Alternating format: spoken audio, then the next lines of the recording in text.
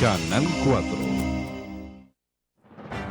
Roco TV, con presencia en 15 regiones del país, presenta Diálogo Regional. Estamos en Diálogo Regional, bienvenidos. Gracias por darnos esta oportunidad de llegar a sus hogares a través de las pantallas Canal 4, 41, 92, Radio Coyhaique, redes sociales. Américo, ¿cómo está usted? Muy bien, don Rocco, un gusto saludarlo, por supuesto a nuestro amigo camarada, le digo yo, porque coincidimos en hartas cosas ya, entonces somos correligionario. Claro, somos como del mismo sector, yo no sé si camarada, correligionario, pero muy contento de estar acá. Este es un espacio que a mí me gusta venir, hablar de los temas que nos importan a la gente que vivimos en Aysén, y por supuesto, más allá que la crítica, hoy día hay que construir. Esa es la mirada que tenemos nosotros todos los días, así que muy contento, don Rocco, saludar por supuesto a usted y a Raúl. ¿Construyendo, Raúl? Absolutamente, Rocco. Primero que todo, como siempre, agradecer la invitación, Rocco. ¿A su casa no lleguen? Agradecer la sana conversa con Américo y también un cariñoso saludo a todos los amigos y amigas que sintonizan las distintas plataformas, porque aquí no es solamente televisión, tenemos radio, también tenemos a través de YouTube, se retransmite, ¿no es cierto?, la señal. ¿Y el día en la mañana, a las 8 de la mañana? En la radio. En la radio. Oye, y también aprovechando la oportunidad, Rocco, un saludo a los amigos argentinos. ¿Por qué un saludo a los amigos argentinos? Porque el 25 de mayo, ¿no es cierto?, ellos celebran el Día de la Patria. Y como Rocco se ve en todo el globo terráqueo, aprovechamos también de mandarle un saludo. Ellos conmemoran la Revolución de Mayo de 1810, el 25 de mayo. ¿Y los grupos internacionales están reunidos acá? Todos los cores y la gente que tiene que ver con los asuntos internacionales. Ayer estuvo el presidente de ANCORE acá compartiendo y conversando con nosotros.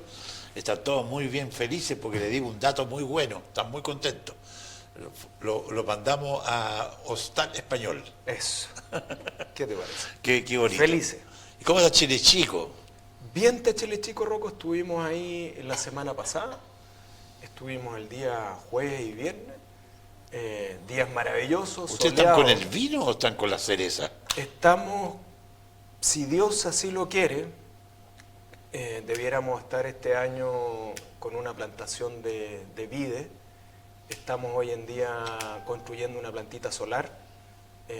Nos ayuda mucho para la agricultura. La energía no es un costo menor, sobre todo cuando tienes que hacer riego de precisión. Esto es riego por goteo. Los huertos de cerezo se riegan de esa manera, el control del haz también. Y cuando no tienes la ventaja de tener el agua en altura y tienes que bombear, bueno, el costo de la energía es altísimo. Pero baja este mes, en julio. Pero más allá del costo de la generación, ya sea vía conectarse a la red eléctrica o a través de un generador, hemos hecho la apuesta por el tema solar. Estamos migrando hacia allá, así que hemos estado concentrados en eso esta semana. Y si Dios así lo quiere, en un par de meses más vamos a tener una plantita ahí que nos va a permitir agarrar la energía del sol. Y por eso yo transmito tanto, porque al final del día uno tiene que convencerse de que esta es una solución para la región. Y cuando tú estás convencido y haces las cuentas y los números te cuadran, uno puede hablar con propiedad. Cuesta meterse en la idea, pero parece que ahí está. Por ahí hay una alternativa. Parece que también en el sector de Alto Baguales la parte de eólica está funcionando también, está avanzando. Absolutamente. Todas estas tecnologías nuevas, hay personas como Raúl, ¿cierto?, que son más innovadoras y dicen, mira, yo me atrevo y todo el tema, pero es bueno que cada vez se vaya metiendo más gente. Se valide. Tú al final le vas contando al vecino tuyo, al que tiene un negocio similar al tuyo, y vamos metiendo más. Yo estoy metiéndome en una planta solar más pequeña, obviamente, para mi casa, para ver cómo anda, y estamos haciendo un proyecto también. Y sí tengo algunos ejemplos donde claramente la cuenta de la energía te baja bastante y hay que aprovecharlo. Oye, Raúl llegó con todo, ¿eh? El ministro que estaba en Obras Públicas echó a toda la gente de la ex ministra, pero trajo sus 8 colaboradores, se cambió de piso.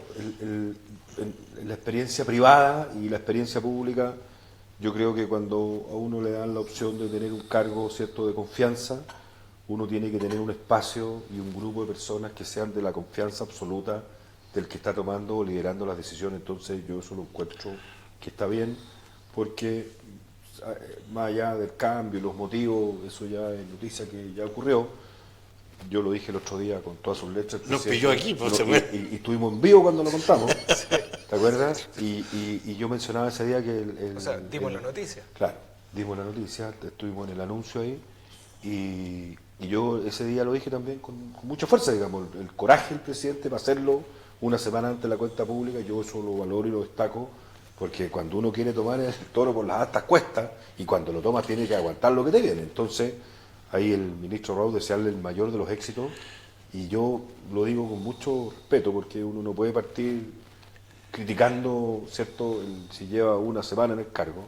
No es un tema fácil, no es un tema fácil porque se requieren, y también lo hemos conversado aquí con Raúl, don Rocco, es que estamos haciendo lo mismo, navegando en un mapa, con un mapa antiguo en un camino nuevo, porque esto de la delincuencia mutó, cambió, hoy día otra forma de hacer las cosas, y ojalá que le vaya bien, porque al final del día, con eso termino, para los que nos toca viajar o tenemos familiares fuera de nuestra región, el tema de la delincuencia es un tema transversal y nos afecta a todos. La gente lo que quiere es tener su negocio, es tener su trabajo, vivir tranquila, ¿cierto? Y hoy día eso lamentablemente no está ocurriendo, y no puede ser que la subsecretaria el otro día diga, no es responsabilidad de ella obviamente, porque el gobierno lleva poco tiempo, que en un fin de semana hayan 21 muertos, y nadie se inmute, ni nadie se preocupe, y pase que no, que tuvimos uno más que el mes pasado. Entonces tú dices, bueno, pero es que aquí estamos llegando, aquí nos acostumbramos, y hay que hacerse las preguntas y ponerse colorado, ¿cierto?, y ocuparse del tema. Y yo creo que el ministro, lo que demostró en el MOP, yo tengo una muy buena impresión de él, le va a poner el énfasis que corresponda. Y lo otro, y con esto sí que termino, lo corajudo también, porque a uno le pueden decir, a los que hemos estado en política, Raúl, don Rocco, de repente nos dice, mira, está este cargo, y uno dice, bueno, pero yo no tengo dedos para todos los pianos, porque para algunos puedo tener, pero para otros no. Y el ministro dice, aquí no da la carta, me imagino que le tiene que haber dicho al presidente, yo le he dicho eso, a disposición. Y yo eso sí que lo valoro. Pero anuncia algo bien importante, porque quiere seguir con el mismo plan que tenía el expresidente, ¿eh? Bueno, yo creo que primero conocimos al ministro Rau en la región de Aysén, incluso antes de que asumiera en propiedad su cargo como ministro de Obras Públicas. Recorrió la carretera austral de Punta Cabo, se interiorizó, ¿no es cierto?, de los proyectos, de las necesidades. Martín Arrau, ¿se llama? Sí, el ministro Martín Arrau. Incansable, vertiginoso, dinámico, entusiasta, muy buen comunicador, muy buen político, muy sincero también. Bueno, y no es casualidad, no es producto del azar que haya venido, ¿no es cierto?, con el presidente, con el ministro de Transporte, con la subsecretaria de Turismo, y hayan hecho el anuncio, ¿no es cierto?, de la pavimentación de la carretera austral. Estamos hablando de 800.000 millones de pesos en 5 años, una cifra histórica. Tras cartón, vimos el cambio de ministro, tal cual como decía Américo, lo vivimos acá en vivo, tú justo estabas haciendo una pregunta y sale la noticia justamente que hay cambio de gabinete. Asume un tremendo desafío el ministro Rau, pero justamente en su estilo propio y particular se juntó con el exministro de Seguridad. Y yo creo que es una buena señal, porque en definitiva lo que está entre manos es la seguridad, ¿no es cierto?, la tranquilidad de la ciudadanía. ¿Y por qué no escucharnos? ¿Por qué no conversar? Tuve una reunión de más de 45 minutos con el exministro, y si hay cosas que rescatar y que son buenas para la ciudadanía, que son buenas para el país, hay que tomarlas. Uno no debe vivir en la trinchera de decir, no, porque usted es del otro lado, yo no tomo sus ideas. Yo creo que también el ministro ha dado una señal súper importante, muy propia de su estilo, en términos de que el tema de seguridad no tiene colores políticos. Y si lo miramos con colores políticos, creo que estamos perdidos. Porque aquí vamos todos en la jugada. Lo que, tal cual como decía Américo, lo que quiere la gente es llegar tranquilo a su casa. En las zonas más conflictivas, quiere que no le lleguen un balazo, quiere que no lo asalten. Eso es lo que necesitan, no quieren vivir enrejados. Y esta cuestión se viene arrastrando hace bastante rato. Y en las zonas donde teníamos tranquilidad, como puede ser Coyhaique, como puede ser Puerto Aysén, como puede ser toda nuestra región, de repente nos encontramos con noticias, balaceras en Puerto Aysén hace un par de días atrás, en las calles.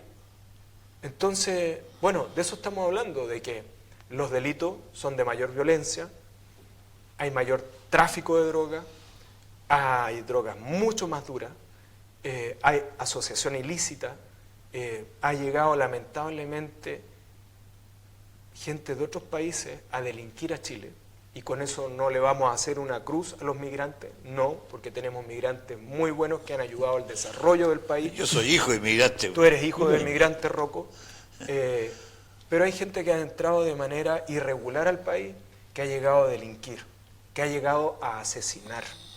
Entonces, es un trabajo duro y que requiere la colaboración de todos, sin colores políticos. Y yo creo que en eso el ministro, en su primera acción, da cuenta de ello. Y yo me confundía en delante, ¿qué pasa con...? Y confundía a Raúl con Grau.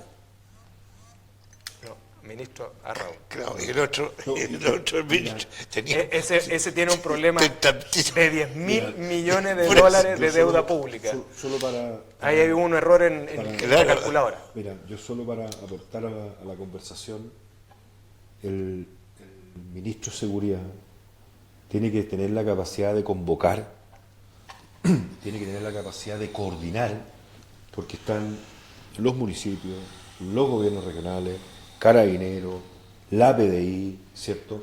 Entonces, El hay Ministerio Público. el Ministerio Público, la Fiscalía, o sea, hay una...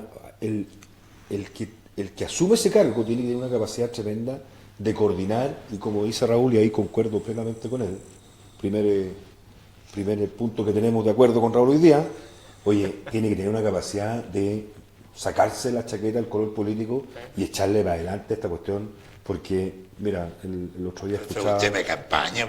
Y además escuchaba yo al alcalde de San Bernardo, más allá del color político que tenga el alcalde de San Bernardo, decía, oye, esto se va a transformar en Ciudad Juárez, lo que está pasando en México, en San Bernardo.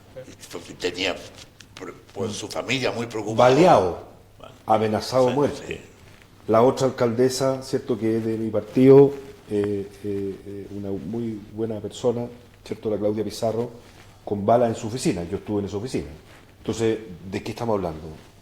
Tener una voz fuerte en contra de la delincuencia no es un tema menor. Entonces, ahí lo que tenemos que hacer todos los sectores políticos es ponernos a disposición para que la gente al final del día esté tranquila, y no una tarea fácil.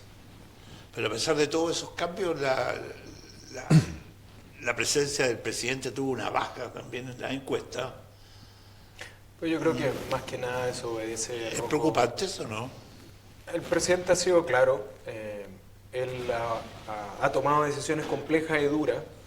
El alza de los combustibles explica en gran medida la baja en la encuesta, pero en definitiva son decisiones que el presidente asume, toma, y con una mirada de futuro, con una mirada de que son decisiones que en el momento son complejas de asumir y evidentemente nos golpean absolutamente a moros y cristianos, a todo el mundo, pero hoy en día estamos enfrascados en un problema mundial, en una guerra con un alza de los combustibles. De hecho, hoy día estaba leyendo la prensa y Estados Unidos todavía no llega a un acuerdo con Irán, Israel, el presidente de Estados Unidos estuvo en China el otro día, hay países de los Emiratos Árabes que se están involucrando. En definitiva, todavía no se logra un acuerdo y esperamos que eso se logre prontamente, porque eso va a descomprimir mucho.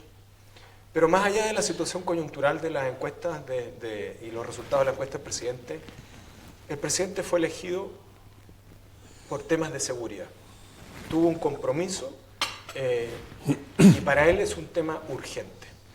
Tomó una decisión durísima. Yo creo que ningún presidente, cuando toma la decisión de tener un cambio en su gabinete, lo hace con gusto. Lo mismo pasó con Porque los migrantes, tú invitas a una autoridad a ser parte de un gobierno, y que para un presidente a 69 días de haber asumido haya tenido que cambiar 2 ministras de Estado, Evidentemente era una decisión compleja, pero también el presidente entiende, y uno asume que es así, que tiene un compromiso con Chile. Ese es su primer compromiso. Y él se comprometió y va a cumplir en temas de seguridad, va a cumplir en temas de reactivación económica, va a cumplir en mantener todas las ayudas sociales. Tiene desafíos enormes. Ya hablaremos de las cuentas fiscales, los resultados del último informe que entregó la Dirección de Presupuesto el día de ayer y que señaló el ministro Quirós. Estamos hablando de que la deuda fiscal aumenta en 10.000 millones de dólares. ¿Qué es eso, Rocco? 10.000 millones de dólares. Eso equivale a 12 veces el presupuesto que el presidente José Antonio Kast ha destinado para la pavimentación estos 5 años de la carretera austral. Eso es equivalente 12 veces, o sea, quiere decir que con eso nosotros podríamos haber pavimentado prácticamente toda la carretera austral al sur de Cerro Castillo. ¿Esto va a significar seguimiento para la administración anterior? ¿Es una auditoría profunda? Mira, yo creo un poco en la mirada de los números. Primero, esto es, como decía un amigo mío, de un sector de la élite de la población, decía, esto es una salvajada. Para decirlo con todas sus letras, se lo digo porque, don Rocco, porque aquí está el número total, pero uno tiene que empezar a descomponer la estructura de la deuda. Es decir, en qué se gastó la plata y cuál es el beneficio que trajo el gasto de esa plata.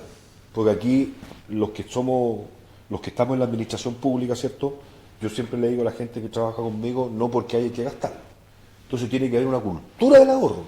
Si tú muestras esas cifras y efectivamente se audita, tú vas a empezar a ver y se va a empezar a desgranar el choclo para decir de una otra manera en qué gastamos, qué se gastó, era necesario gastarlo, tuvo los resultados esperados la inversión que se hizo o el gasto que se generó. Entonces, aquí yo creo que este es el primer capítulo de esta teleserie que va a durar por lo menos unos 5 o 6 meses, si no es que más.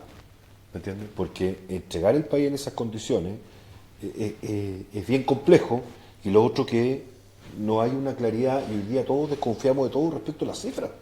Bueno, ¿cuánto se gastó? ¿Será efectivamente eso? ¿En qué se gastó? ¿Por qué lo habrán gastado? ¿Dónde metieron los recursos? Y yo creo que eso genera un daño a la fe pública tremenda en este país, y aquí lo digo mirándolo a la cámara muy responsablemente. Tiene funcionarios de primera línea porque el país funciona. ¿Me entiendes? Tiene funcionarios públicos de primer nivel porque el país funciona.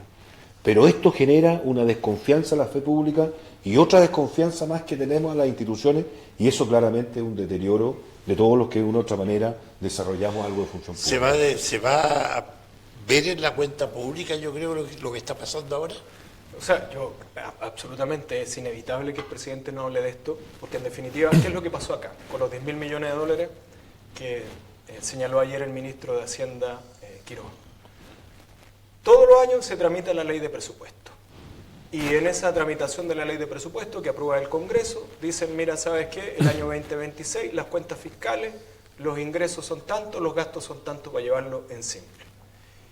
Nosotros calculamos que al término del año 2026, lo que dijo la anterior administración, porque el presupuesto actual fue presentado al Congreso por el presidente Boric, el ministro Grau, dice, bueno, esas cuentas van a dar un déficit fiscal de X. En campaña, el entonces candidato, hoy presidente, dijo, los números no están cuadrando. Yo creo que el déficit fiscal es mayor. Asume el presidente el 11 de marzo, se revisan las cuentas, el día de ayer se entrega un informe de política fiscal y dice que la deuda aumenta en 10.000 millones de dólares. Para que nos entiendan, en palabras simples, se sobreestimaron los ingresos y se subestimaron los gastos. O sea, hoy en día el país, cuando termine el ejercicio 2026, va a tener una mayor deuda, porque los ingresos no alcanzan a cubrir los gastos. ¿Y Marcet dice algo ahí con respecto a esto? Tiene que responder también, aun cuando este presupuesto en particular es del ministro Grau. Sí, después. Él presentó este proyecto de presupuesto. ¿Cuál es lo delicado de esta historia? Una, que evidentemente cuando en Kenia se decían que se asumía el presidente Kast, iba a recortar todo y que era un tema ideológico. El dato mata relato. Cuando el presidente dijo hay que ajustarse el cinturón en 6.000 millones de dólares, cosa que es una cifra muy grande, los datos le están dando la razón. Quedó corto. Se quedó corto. Para decirlo con todas sus letras, porque yo no lo voy a negar eso, Rodolfo. Sé que aquí Kast, cuando el presidente Kast, lo digo con mucho respeto, menciona los 6.000 millones de dólares, quedó corto, porque era más plata el déficit que faltaba. Entonces nosotros, ¿qué nos lleva a esto? Que alguien no hizo bien la pega, loco. Alguien no hizo bien las cuentas. ¿Quién es el que está encargado de hacer las cuentas y de presentar estos antecedentes al Congreso? La exdirectora de presupuesto, que dicho por el exministro Marcel, la mejor directora de presupuesto de la historia. Y el forado que nos deja y el error de cálculo para este ejercicio presupuestario es de 10.000 millones de dólares. ¿Y dónde está la plata? Mire, La plata no es que se la hayan llevado para la casa, No, es que las cuentas no se hicieron de manera correcta. Y solo va a terminar América. Dale. Y Solo para terminar. se está debiendo entonces también. Lo que pasa es que al final del ejercicio, cuando terminemos el año, va a ser mucho más difícil llegar a fin de año, porque la deuda es más grande de lo que se calculó inicialmente. ¿Y qué es lo que pasa con esto? ¿Y qué es lo que nos está pasando como país? Lo delicado. Una, lo que decía Américo, la fe pública. La ciudadanía pierde la fe en sus autoridades, en la institucionalidad. ¿Y cómo nos miran de afuera? ¿Como un país serio o como un país irresponsable? ¿Qué empieza a pasar con Chile, que se ha ganado un espacio en el mundo de ser un país honesto, responsable, con sus cuentas fiscales? ¿Cómo queda el Ministerio de Hacienda? ¿Cómo queda la Dirección de Presupuesto? Bueno, de eso estamos hablando. O sea, una mala gestión pública del gobierno anterior al día de hoy nos tiene sumido en esto. Mira, para explicarlo en verbo fácil, había un diputado que decía que uno explicaba las cosas en verbo fácil para que todos nos entiendan. Si tú vas a gastar más de lo que generas, eso tienes que transparentarlo, porque es plata de todos nosotros. Usted, señor, cuando va en la mañana y compra un kilo de pan, está pagando el 19% del IVA, ¿cierto? Cuando prende la luz también, y cuando abre la llave para ducharse en la mañana o lavarse los dientes, está pagando el IVA, es plata de todos nosotros. Aquí se gastó más, mira, y lo delicado no es que se haya gastado más, sino que ¿por qué ocultar las cifras? ¿Por qué no transparentar las cifras? ¿Sabes lo que pasa, don Rocco? Que cuando nosotros vayamos a pedir plata afuera, como país, a poner un bono soberano, un papel que dice vale por X cantidad de plata, el riesgo que vamos a tener es mayor, porque nos van a calificar distinto. Si aquí lo que tú no puedes hacer en este mundo globalizado en el cual vivimos y dependemos de otros países para que nos presten plata, ¿cierto? Plata para generar más infraestructura, como dice Raúl, ¿cierto? Para mejorar la salud, ¿por qué no decirlo? Para mejorar, ¿cierto?, la calidad de vida de los chilenos. Nosotros tenemos que tener las cuentas claras y saber efectivamente qué es lo que gastamos y qué es lo que no. Entonces, tú ensucias, mira la palabra que utilizar, bien fuerte, la fe pública de las cuentas nacionales de nuestro país, y ese es un tremendo error. Uno podría decir, la plata no se la llevaron para la casa, pero ¿cómo no van a informar la plata que efectivamente se gastaron? Y eso tiene que estar en un informe y decir las cosas como son. No tiene para qué ocultarse eso. Es un problema tremendo para el país. Es un gran problema que se suma a lo que pasó también con la cuprífera, Codelco. Ahí tenemos otros daños a la fe pública para una empresa estatal de todos los chilenos. Con la presencia de Máximo Pacheco por esos lados. Expresidente de esta altura, Bernardo Fontaine, actual presidente Fontaine de Codelco. Sí. Se vuelve a fallar en la fe pública, Rocco. Algo que nos ha costado tanto construir. ¿Te acuerdas? Hace muchos años atrás hablábamos de los ingleses en Sudamérica, la responsabilidad, la honestidad, el orden, la disciplina fiscal. Y los jaguares éramos, ¿te acuerdas? Los jaguares. Ahora no nos da ni para gato. Los lores de Sudamérica. Sí. Bueno, ¿en qué hemos terminado? De repente por ahí escuchaba a un joven y decía, por la crítica a esto de que el presidente nos quiere volver 10, 15 años para atrás. Y el cabro decía, oye, la raja volver 10, 15 años atrás, si Chile en esos años funcionaba bien, crecíamos, nos desarrollábamos, nos respetábamos, apostábamos a llegar al pleno desarrollo. Bueno, A eso tenemos que volver. Entonces, primero, responsabilidad fiscal, que es la primera invitación que hace el presidente, ser responsable fiscalmente, cuidar las platas públicas porque son de todos nosotros. Todos cooperamos para llegar a eso. Decir las cosas como son, no maquillar las cifras, no ocultar los números, porque esa irresponsabilidad, ese maquillaje, ese fraude, en definitivamente nos perjudica a todos. Y llevándolo al ejemplo más doméstico, Rocco, Américo, lo que pasó en Codelco. Uno hace sus cuentas como cualquier empresa, en este caso una empresa pública, proyecta que va a producir X cantidad de toneladas de cobre, ¿no es cierto?, en el año, que las va a vender en X número, y si lo logramos, cabros, a fin de año recibimos un bono. ¿Qué pasó el año pasado en noviembre? Chuta, no estamos llegando a la meta, nos vamos a perder el bono. Entonces, ¿qué es lo que se hizo? Se aumentó en un 20-25% la producción de cobre en el mes de diciembre de lo que se venía observando. Entonces, eso permitió pagar un bono de 14.2 millones de dólares. Codelco es la mayor cuprífera del mundo. Chile es el mayor productor de cobre del mundo. Y somos capaces de engañarnos a nosotros mismos. ¿Cómo vuelve a quedar la imagen país? Esos 14.2 millones se distribuye en todos los trabajadores de Codelco. Desde el trabajador, desde el minero, del pirquinero, al máximo ejecutivo. Me imagino yo con distintas diferencias de monto. Esa platita podría haber llegado para insumos médicos, podría haber llegado para un hospital, podría haber llegado para una ambulancia, podría haber llegado para la PGU, podría haber llegado para cualquier cosa.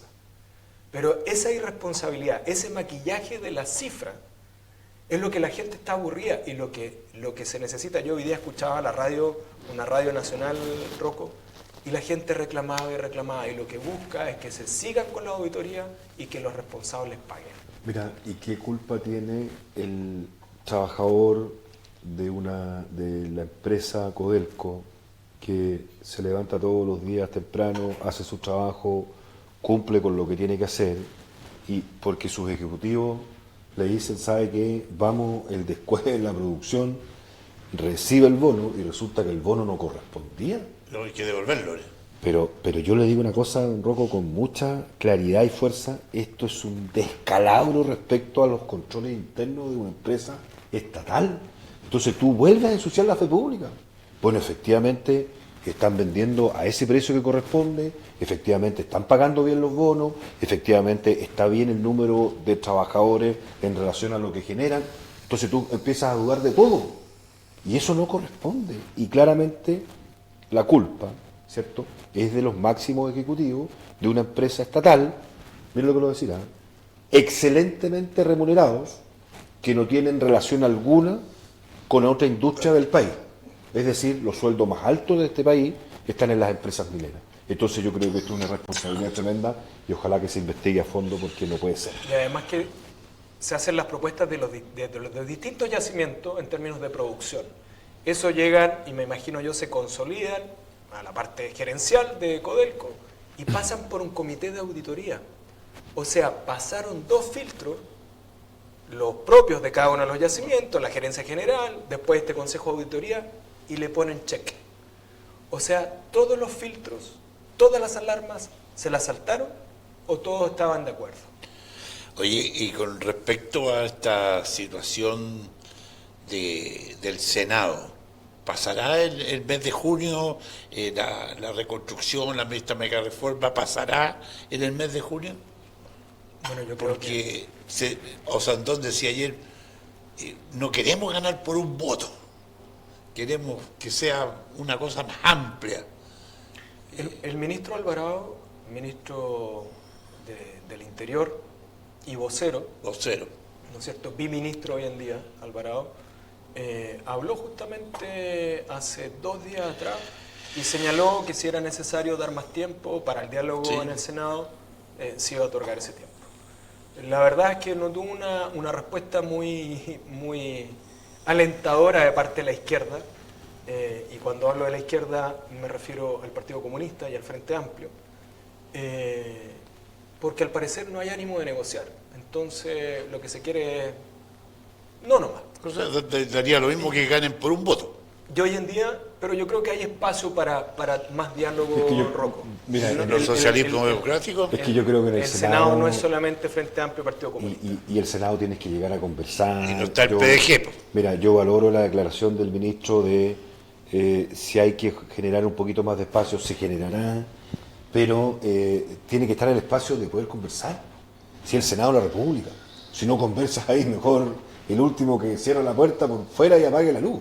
O sea, ahí se puede conversar, se puede dialogar y el proyecto tendrá matices, se mejorará, se cambiarán algunas cosas, pero si el proyecto pasa, tiene que tener idealmente el mayor apoyo posible, digamos, para que de una u otra manera no estemos cada 4 años metiendo reformas grandes y generar cambios que hizo uno y a los 4 años vamos a cambiar por otro, entonces no tiene sentido. Claro, porque los mismos alcaldes con ese tema de las contribuciones han puesto el grito en el cielo, y yo creo que ahí va a tener que buscarse quién puede pagar, Es que cuando, quién no puede mira, pagar. solo un tema, Raúl, mira, lo que pasa, don Rocco, que esto de los impuestos funciona de la siguiente manera, sumamente simple. Ingresos permanentes para gastos permanentes.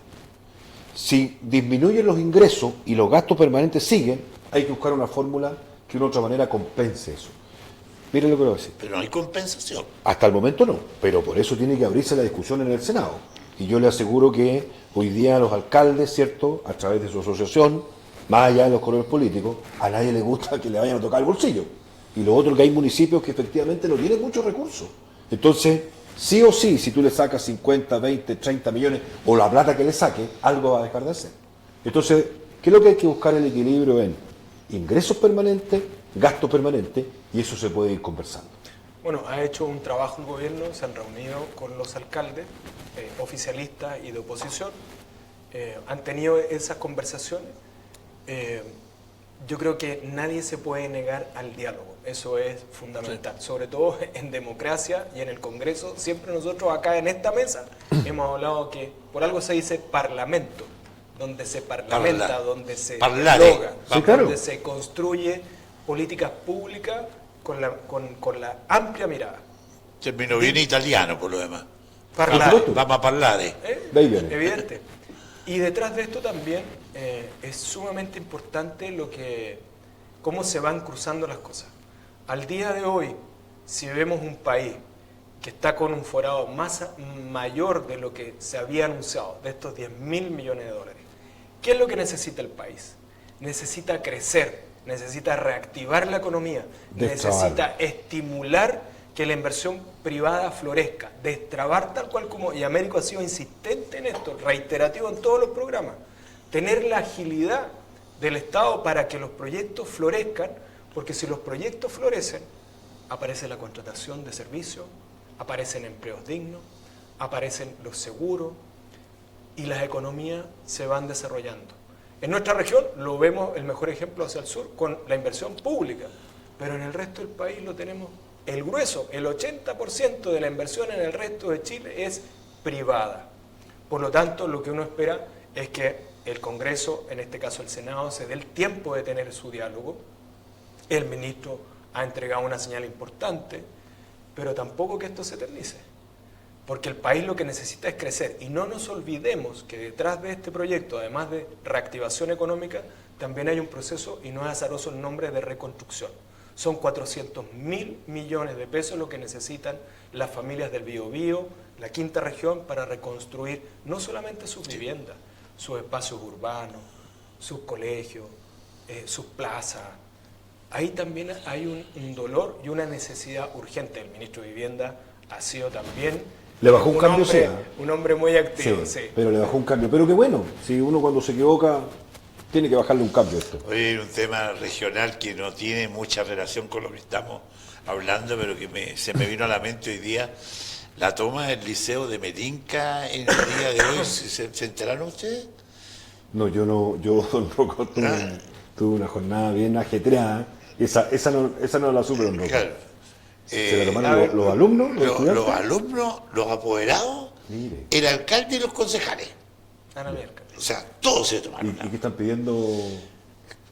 porque dice que ya se está cayendo a pedazos el liceo. Nosotros tuvimos Sí, en el sí, Liceo de sí, Melinca claro, hace sí, estuvimos viendo desde 2 años. Y hicimos una ampliación, ¿te acuerdas del segundo piso? Lo recorrimos, Ya. estuvimos, yo me acuerdo que en ese minuto, si la memoria no me falla, tenía problemas de Eléctrico. evacuación de aguas lluvias. Ya, claro. Que Y olores.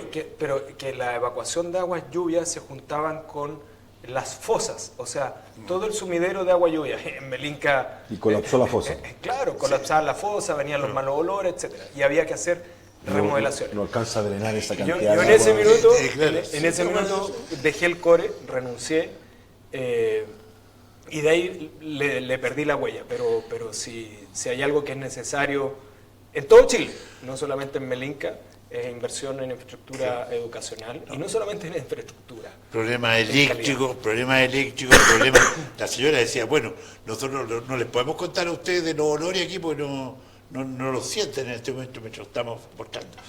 Pero la queja era para el SLEP. se tomaron hasta que llegue Sebastián, que es el director del SLEP, que llegue el Ceremi de Educación, que llegue el delegado presidencial, que llegue el gobernador. Hasta que no lleguen, se van a tomar el liceo acá en la región. Mira, nosotros tuvimos Dura. a mí me tocó estar en la municipalidad y teníamos acá, éramos los sostenedores de la educación. 14 colegios y 3 jardines infantiles. Hasta hace 2 años atrás. Hasta hace 2 años atrás. Boric incluso atrasó el paso del SLEP, y yo lo digo con harta responsabilidad y cariño a la educación pública.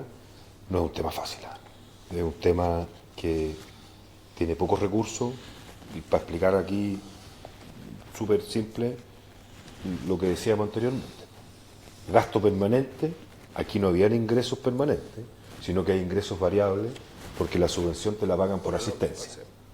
Entonces, en invierno, culturalmente nosotros, nuestra familia, yo soy criado acá en Puerto Aysén, cuando estaba muy helado, tu mamá te decía, o tu papá, hijito, no vaya a la escuela, quédese en la casa, y eso es menos plata para el sostenedor. Pero el gasto del colegio lo tienes El igual. mismo. La sala igual, el profesor igual. Yo le digo esto con mucho respeto, porque los profesores, ¿cierto?, son gente que en condiciones bien complejas hacen su labor con cariño, con amor, y la desarrollan de muy buena manera, pero las situaciones o la calidad de infraestructura o laboral que tienen es bien difícil. Y recorramos las escuelas y veámoslas cómo están. Así que aprovecho para mandarle un saludo a los profesores ahí, porque son súper comprometidos y con harto cariño sacan sus colegios adelante. Pero nosotros lo veíamos desde la mirada fría, económica, dura muchas veces, de decir, oye, aquí los números no dan.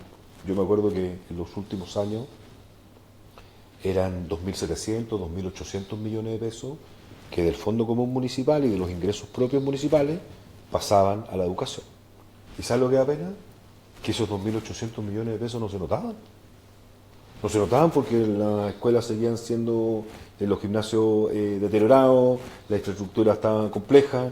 Mira lo que le voy a decir. Yo tengo una fijación con los números y me acuerdo que en el último año, cuando revisábamos los presupuestos para reparaciones de colegio, habían 57 millones en el presupuesto. 57 millones no dan ni para pintar medio colegio. Entonces imagínate que, ¿cómo lo vas a hacer si los presupuestos son similares, ¿cierto? Las necesidades son las mismas. El SLEP está centralizado aquí, creo que ahora tiene algunos satélites, pero si a usted se le echa a perder algo eléctrico, ¿cómo va el SLEP a Melinca? Entre la barcaza, el avión y todo el tema hay un costo enorme. ¿Cómo contrata a una empresa? Porque no puede hacer trato directo, tiene que subcontratar. Entonces, la administración de eso, desde la mirada, digamos, operativa, es súper compleja. Bueno, súper compleja. Ahí uno queda con la duda, y yo creo que el tiempo puede que nos permita mirar de manera reflexiva la política pública en términos de educación. Porque tal cual como lo dice Américo, antiguamente la educación estaba radicada, ¿no es cierto?, en los municipios. Educación municipal se habla, estamos hablando de educación pública. Y se toma la decisión, estamos hablando en el gobierno de Michelle Bachelet, en su segunda administración, Sí. presenta un proyecto de ley para desmunicipalizar la educación pública. Y se crean los SLEP. Y la verdad es que, Américo Rocco, cuando uno revisa el hecho más emblemático en la región de Atacama, hace 2 años atrás la cosa estaba gravísima. Parece que la solución no era la correcta. Parece que es una política pública que nos está dando el ancho con lo que necesitamos. No solamente en términos de infraestructura, que es importante, la infraestructura muy importante, necesita recursos, pero también en términos de calidad educacional. Entonces, yo creo que también el país, el Congreso, se merece revisar esto. Porque justamente una de las dudas que a uno le asistía en ese minuto, si tú centralizas todo, al día de hoy, ¿cómo operativizas soluciones de manera descentralizada si no tienes la capacidad operativa? Yo no sé si la respuesta va a estar en manos de los municipios, no lo sé. Pero claramente tiene, como explicaba Américo, esa rigidez. De que si el Liceo de Melinca requiere una necesidad de mejorar la infraestructura, que entiendo es eso, Rocco, sí, lo que reclaman las familias, la comunidad.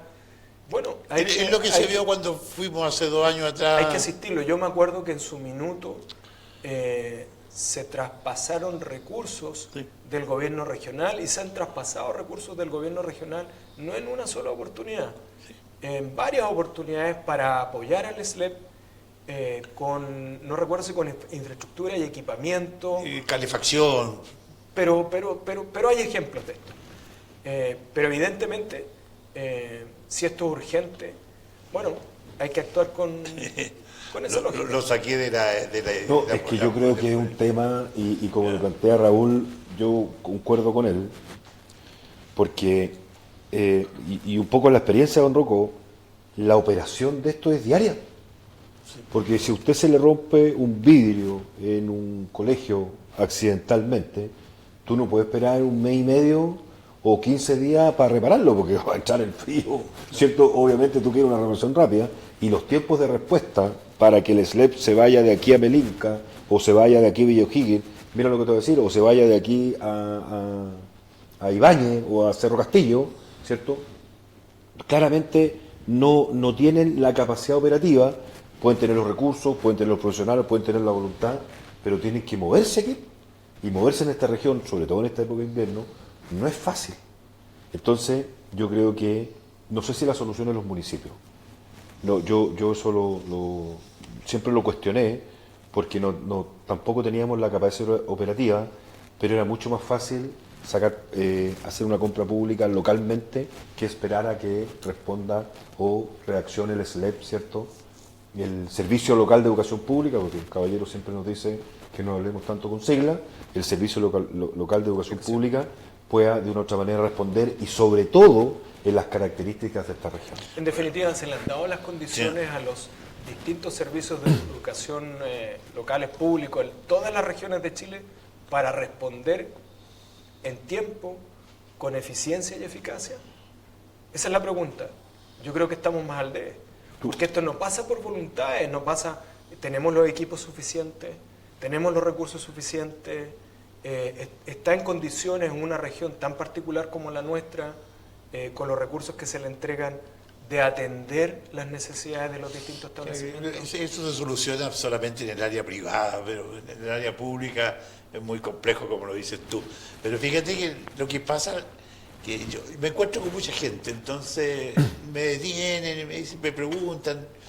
Entonces me decía una señora, oye, cuando esté Raúl, si están acompañados ahí, ¿por qué no le hace una pregunta? Pero es que esa pregunta no se la puedo hacer, de que es un programa político. Entonces, no, pero es que yo quiero escucharlo, me dice. ¿Sabes lo que me preguntaron? Son 2 cosas. Me preguntaron, ¿qué opinan ustedes de la eutanasia? Gran tema, complejo tema, es un tema valórico. Difícil respuesta. Difícil respuesta. Muy difícil respuesta. Hay que estar en el lugar de... Sí. La verdad, Rocco, es que a uno, como cristiano, es una pregunta que choca con lo valórico. Es difícil disociar eso. la verdad es que no podría entregarte, sinceramente, a quien haya preguntado eso. Lo he conversado sobre todo en el ámbito familiar. Como familia uno conversa estas cosas, hay distintas opiniones, y a uno el corazón... Yo soy pro vida. No me niego a conversar estas cosas bajo ningún punto de vista, pero es difícil de responder. Sí. Para ser súper honesto. Sí. ¿Tú tienes respuesta? Yo estoy en contra de la eutanasia. Yo soy pro vida, pro familia, y la segunda pregunta, no sé si va para allá, estoy en contra del aborto, aunque sean las 3 causales, nosotros somos, y por ideología somos pro vida, entonces es algo difícil. Lo que sí uno empatiza con la familia que está sufriendo, ¿me entiendes?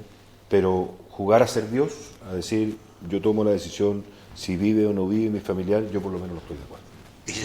Y la otra pregunta que me hizo la misma señora, me dice, ¿y qué opinarían sus invitados? Dice, no, le digo, ese es un equipo que estamos armando ahí de la pena de muerte, que aquí se perdió en Chile.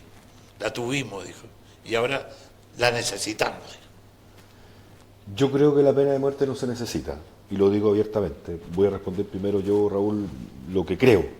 No sé si es lo correcto, pero sí tenemos que endurecer las penas, sobre todo, y agilizar los procesos para las personas que están haciendo cosas que no correspondan, porque aquí hay discernimiento. Aquí claramente cuando uno comete o alguien comete un delito, ¿cierto?, de asaltar a alguien, de hacerle daño a alguien, de secuestrar a alguien, mira lo que le estoy diciendo. Decapitar a alguien. Mira lo que estoy diciendo el otro día, escuché la noticia yo. Apuñalar, decapitar y quemar. Mira, yo el otro día escuché una persona que la encontraron cerca del río Mapocho, envuelta en alambre de púa. Entonces tú dices, uno no está acostumbrado a eso. Entonces tú dices, claramente aquí hay que endurecer la norma para que la medida sea ejemplificadora, para que el que vaya a cometer un delito ese tipo lo piense antes. Y eso ha funcionado en otros países. Esto no significa estar en contra de los derechos humanos, ni mucho menos, pero una persona que tiene 40 años, 30 años ya tiene discernimiento y está clara en relación a lo que está haciendo, si está bien o mal, para decirlo con todas sus letras.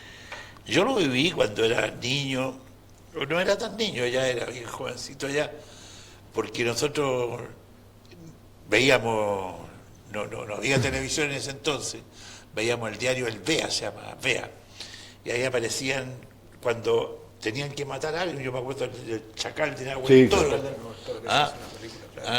Y me acuerdo porque esperábamos a la gente que tenían que disparar, uno de ellos tenía la bala precisa y todo. Y me decía esa señora, oye, pero aquí necesitamos urgente la pena de muerte, porque hay muchos momentos muy duros. No, yo en eso estoy claro, soy contrario a la pena de muerte igual, Rocco, no la comparto. Yo creo que la solución de disminuir los índices de delincuencia pasa por otras medidas. Evidentemente que los procesos sean mucho más ágiles, que la ciudadanía encuentre respuesta a sus problemas de seguridad pública. Pero la solución, a mi manera de ver, no es a través de la pena de muerte. Queremos que el Ministerio Público cuente con los recursos suficientes para poder desarrollar adelante todos sus procesos, las policías, carabineros, la PDI, el ministro, que parte hace poquito, ¿no es cierto?, el ministro Arrau, los tribunales de justicia, tal vez revisar algunas penas, lo que planteaba Américo, hacer las penas un poco más duras. Y otros que están 100 años de pena. Bueno, de castigo. pero no, yo no comparto la pena de muerte. Como decía alguien, que las personas que están con cáncer y a punto de muerte y tienen que morir en la cárcel también. Hay temas complejos, ¿no es cierto? Pero bueno, salgámonos de esos temas. Pero es caso a caso ahí. Sí, salgamos de esos quesos. Hablemos un poquito, nos quedan un poco minutos de las pymes. Justamente lo anoté ayer porque dice que las pymes no sostienen solo la economía, sostienen a Chile. Parece que las pymes no lo están pasando muy bien. O sea, yo creo que no lo están pasando bien, Rocco. Y es la gran fuerza de tenemos trabajo. una fuerza de trabajo. importante en la generación de empleo, pero hay noticias que son alentadoras. Por ejemplo, en los temas de la disminución de la tarifa eléctrica. Entendemos que, ¿no es cierto?, quien está conectado en nuestra región en particular, para bajarlo a la escala regional. Tenemos al día de hoy, ¿no es cierto?, un anuncio que prontamente va a partir. Estuvo aquí sentada, ahí mismo donde estás tú, un 14%. A la ministra de Energía, Jimena Rincón, un 14%, un trabajo que hizo con la delegada presidencial. Está en la baja la encuesta de ministra. Bueno, pero entregó una buena noticia para la región. Y eso es un pulmón de oxígeno, porque bajarte un 14% para cualquier pyme en la cuenta de la luz es una ayuda. Luego de eso, también tuvimos noticias alentadoras, Rocco, con los resultados del turismo en la temporada. Hace un par de semanas atrás yo escuchaba al director de Cernatur, ¿no es cierto? Estaba la delegada, estaba el gobernador, estaban los gremios. Son noticias satisfactorias. Yo creo que la región, en el comercio en particular, el sector comercio, ha disminuido el consumo. Tal vez le ha golpeado mucho la disminución de las 40 horas, ¿no es cierto? La ley de las 40 horas, porque eso le obliga a jugar ahí un poco con si toma la decisión de mantener o no un trabajador. En esas cosas, entendiendo que son políticas públicas que están en proceso, que hace poquito nomás tuvimos que bajar a 42 horas, a nosotros el campo, fíjate que nos golpea en lo operativo, porque tú tienes que circunscribirte, ¿no es cierto?, las 42 horas y la jornada lumínica que tenemos en la región de Aysén. Partimos a las 9 de la mañana a la luz para poder trabajar en el campo, y a las 6:30 se acaba. No hay. Sí. Entonces, ¿cómo la cumple? Es imposible cumplirla. Nosotros trabajamos menos de 42 horas, y por una responsabilidad que tenemos con nuestros trabajadores, y eso le pasa a toda la gente en el campo, en nuestra región de Aysén. Me imagino que también en Magallanes. Pero no así en verano.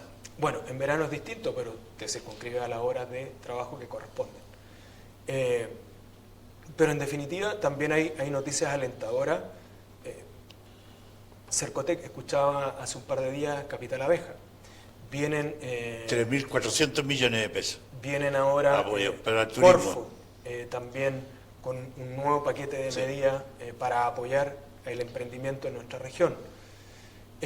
Si me cruzo con toda la inversión pública que se va a ver en la carretera. Y FOSI también. Bueno, y FOSI, y toda la inversión pública que se está desarrollando en la carretera austral, en la zona sur, eso también impacta automáticamente a las empresas. Y a propósito, Cercotec está con Pamela Flores, ¿no? Pamela Flores, de directora de Cercotec, hace un par de días. Yo concuerdo con don Raúl. Creo que este es el programa donde más hemos estado de acuerdo, don Raúl. Sí, es que me dijo la otra brasileña, usted entrevistó a dos de derecha, en vez de tener así como ayer, que estaban agarrándose, No, Benjamín nosotros somos más, con Felipe. Somos más dialogantes con don Raúl. Pero ¿sabe lo que me hace falta, don Raúl? Yo creo que aquí la gran complicación que tienen los emprendedores, se lo digo por la gente con la que uno conversa y en lo que estamos metidos nosotros también, como familia, es el capital de trabajo. La caja. La caja. Entonces hay harta gente que quiere seguir, que está complicada, ¿cierto? Que quiere mantenerse para esperar la temporada y se encuentra con el problema de que el activo circulante, ¿cierto?, versus el pasivo circulante no le da. Es decir, lo que tiene con lo que debe. Y tiene solamente una presencia del FOGAPE que no le sirve para Claro, nadie. y el FOGAPE te pega discúlpame la expresión, te pega un hachazo, ¿cierto?, con una tasa de interés bien compleja. Porque la cosa hay que decirlo. ¿Con la katana? Sí, no, ese es otro. Ese es otro que ojalá no venga porque yo no voy, aunque me inviten. Mire, ¿sabes lo que pasa? Entonces, yo creo que aquí hay un actor. Y ese es un impulso que uno le puede dar, mandar un mensaje desde acá, desde el sur. Hay un actor central que tiene que ver con el que regula las tasas de interés, que es el Banco del Estado. Usted sabe que la tasa, yo estuve mirando hace poquito, porque estamos pidiendo una plata para una inversión que vamos a hacer, y estamos mirando las tasas de interés. Eso es lo primero, uno sale de vitrinar el mercado, que es lo que hay. Mira lo que le voy a decir. Dependiendo del nivel de riesgo, pero en una constante más o menos de un pequeño o mediano empresario, pequeño tirando para mediano, es más caro pedirle plata al Banco del Estado que pedirle a un banco privado. Y eso no puede ser. porque el rol del Banco del Estado es otro. Yo no estoy diciendo que vaya a competir deslealmente con los bancos, porque todos piden la tasa, ¿cierto? O todos piden plata de una otra manera, una tasa similar. Estoy tratando de explicarlo esto súper sencillamente, pero yo creo que el rol del Banco del Estado es otro. El rol del Banco del Estado, ¿cierto?, no es cobrarle más caro a los pequeños y medianos empresarios, es al revés, ¿cierto? ¿Y para qué va a pasar plata? No para nuevas inversiones, porque ya hay instrumentos en lo que dice usted, el capital abeja, el capital semilla, que eso viene hace harto tiempo y muchas veces da buenos resultados, sino que al final, usted que es empresario, don Raúl, ¿cierto?, al final el problema que uno tiene en la compañía, ¿cierto?, grande, mediana, chica, el tema hoy día de la caja, para enfrentar el invierno que se viene. Entonces, yo creo que hay una mirada importante. A nosotros no nos va a tocar reconstrucción, porque la reconstrucción tapa los problemas que se quemaron esas casas, y eso hay que reconstruirlo. Yo eso lo valoro un montón, que se llegue a un acuerdo, ¿cierto? Pero lo que le puede tocar a las otras regiones, como la región de Aysén, oye, es un crédito blando para poder pagar la caja. Interés cero no va a existir, porque tú tienes que pagar, ¿cierto?, de una otra manera el costo del dinero, y el costo del dinero a través del tiempo, pero claramente tú podrías tener un crédito blando, porque, don Rocco, usted que también tiene su empresa, claramente hay meses que son complejos, y tú podrías ir y cumplir como corresponde, con tus requisitos, con el nivel de riesgo que tienes, pero es el Banco del Estado que tiene que estar ahí. Mira lo que le voy a decir. Con esto termino. El gran problema que tiene este país para que los profesionales jóvenes compren su primera vivienda, ¿cierto?, o la única vivienda que van a tener en su vida, porque pueden tener una segunda después, ojalá que les vaya bien, es que la mayoría de los bancos de una u otra manera le está prestando solamente el 80% del crédito hipotecario. ¿Qué hizo el Banco del Estado en el gobierno anterior? Y eso hay que reconocerlo. Dijo yo, con ciertos requisitos, yo lo voy a prestar, lo mantiene, sí, pero parece que se termina ahora, lo mantiene, ¿cierto? Y dice, yo le presto el 90%. Mire lo que le voy a decir. Si usted va a comprar una casa de 100 millones de pesos, para los valores que tenemos, tú te dedicas al rubro inmobiliario, Raúl, conoce que con 100 millones de pesos te alcanza una casita sencilla, pero una casa al fin y al cabo. Si tú tienes que juntar 10 millones de pies, es muy distinto a que juntes 20 millones. Juntar 20 millones de pesos es súper complejo para una persona que está partiendo, ¿cierto? Una familia joven, una familia que no tiene estos ingresos, porque cuando uno es profesional o no es profesional, los ingresos al principio no son muy altos. Entonces yo creo que esa política hay que mantenerla, pero hay que agregarle y adicionarle el tema de ponerle caja, ¿cierto?, o capital de trabajo a la pequeña y mediana empresa, don Rocco, y en eso yo creo que el país está al debe. Y tiene la fórmula, ¿me lo quiero decir? Tiene la fórmula y tiene la plata, y yo creo que está la voluntad de, a través del Banco del Estado, oye, golpear la mesa, y yo le aseguro que, como el mercado funciona libremente, otros bancos se van a poner a la cola. Cuando el Banco del Estado ha tirado tasas súper positivas, ¿cierto?, para los clientes, para las personas que quieren emprender, los otros bancos siguen a la cola porque el mercado está hecho así. Aprovechemos el espacio porque ya nos pilló la hora y nos pasamos para despedirnos, Américo. Sí. Y tenemos trabajo para la próxima semana. Para la próxima semana. No, agradecer, don Rocco, la invitación. No Yo me siempre, agradezcas. yo siempre estoy contento, don Rocco, de venir para acá, y en mi trabajo digo, hoy día me toca tele, así digo yo, ¿viste? Tele y radio. Hoy día me toca tele, entonces voy a conversar con don Rocco y por supuesto con don Raúl, y me quiero tomar una licencia porque en este momento se está generando la cuenta pública de la Corporación de Deportes de la Municipalidad de Coyhaique. Le mando un saludo a los colegas, hacen un tremendo trabajo. El deporte es la verdadera prevención y estamos estimulando esa actividad para que más jóvenes, ¿cierto?, de una u otra manera puedan generar esta actividad y tengan espacio para, sobre todo la gente joven, para ocuparlo en hacer deporte, en distraerse. El deporte genera disciplina también y no estar haciendo cosas ahí en las plazas, qué sé yo. Tenemos el programa Solo Deporte los días jueves acá en nuestro estudio, y el día 28 es la cuenta pública de nuestro gobernador. El 28 El 28 a las 6 de la tarde. A las 6 de la tarde. Invitado. ¿Y deporte conduce? Doménico Lorenzo. Eso. Vamos a venir un Oye, día con Doménico. Para cerrar el punto de que hablaba Américo, coincido plenamente. Creo que es una buena política si el Banco del Estado tiene tasas preferenciales para apoyar, ¿no es cierto?, a las micro y pequeñas empresas en estos tiempos donde se ven ajustados, sobre todo en los meses de invierno. Yo creo que hay que empujar una propuesta como esa, mantener políticas y tasas preferenciales con cobertura hasta un 90% para la compra de vivienda. El ministro de Vivienda hace un par de días estaba tratando de hacer memoria de un subsidio especial de ese 1 que se iba a incentivar y se iba a estimular. Y lo último, Rocco, mi saludo es bastante personal. Yo les conté hace un par de días que estaba con mi vieja acá. Por primera vez mi mamá me está viendo en televisión, estoy como cabro chico, está en mi casa, está con mi hijo, con Cristóbal, así que les mando un beso grande a Cristóbal y a mi mamá, que se llama, le decimos con cariño, Lauchita. Un beso grande, te quiero mucho, mamá. Qué lindo. Qué lindo, muy Qué bien. lindo poder decir lo mismo para arriba. Sí. A mi madre, Muy bonito. y también un recuerdo a tu madre también en su momento. Ha sido muy grato tenerlos. Nos vemos la próxima semana Nos vemos la próxima semana. con si Dios Café quiere. Inquieto y los 25 años de Óptica Imagen. Hasta entonces.